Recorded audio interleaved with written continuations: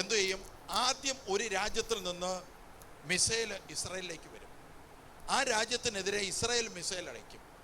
അത് കഴിയുമ്പോൾ ആ രാജ്യത്തിനോട് സപ്പോർട്ട് ചെയ്തുകൊണ്ട് അടുത്ത രാജ്യം കയറും.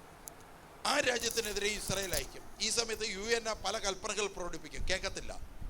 അത് കഴിയുമ്പോൾ അടുത്ത രാജ്യവും കൂടെ സപ്പോർട്ട് ചെയ്യും. സപ്പോർട്ട് ചെയ്യുമ്പോൾ ഈ രാജ്യങ്ങൾക്കെതിരെ യുദ്ധവുമായിട്ട് അമേരിക്ക രംഗത്ത് വരും. അമേരിക്കയോ മറ്റൊരു രാജ്യമോ രംഗത്ത് വരും.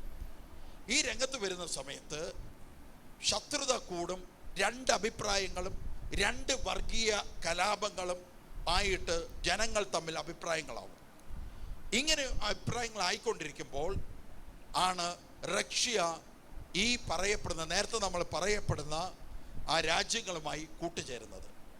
ഈ സംഭവം ഉണ്ടാകുന്നതിന് മുമ്പ് ഭൂമിയുടെ 4 കോണുകളിലും സ്വർഗഭോഗ വിഭാഗങ്ങളും അതിനെക്കുറിച്ചുള്ള ചർച്ചകളും ആരംഭിച്ചിരിക്കും. ഇത് എപ്പോൾ സംഭവിക്കും? നമ്മുടെ കാലം കഴിഞ്ഞിട്ടാണോ നമ്മുടെ കാലത്തിലാണോ?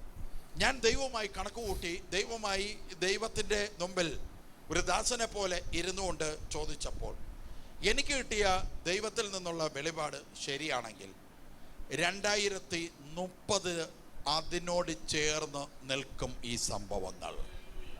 അതായത് നമ്മുടെ കാലത്ത് തന്നെ ഇത് നടക്കുമെന്ന് അർത്ഥം. Praise the Lord. 2030 ആണെങ്കിൽ 12 വർഷം വരെ ഇനി അതിന് കാലതാമസം ഉള്ളൂ. ട്രേഡ് വിപണികൾ നിലം കുത്തനെ തറയി വീഴും. പലരുടെ പണങ്ങൾ നഷ്ടമാകും. പലരും ആത്മഹത്യ ചെയ്യും.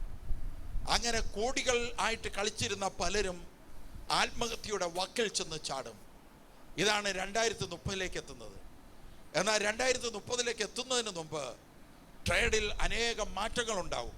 പക്ഷെ 30 കഴിയുമ്പോൾ ട്രേഡ് നിലകുത്തനെ തറയി വീഴും.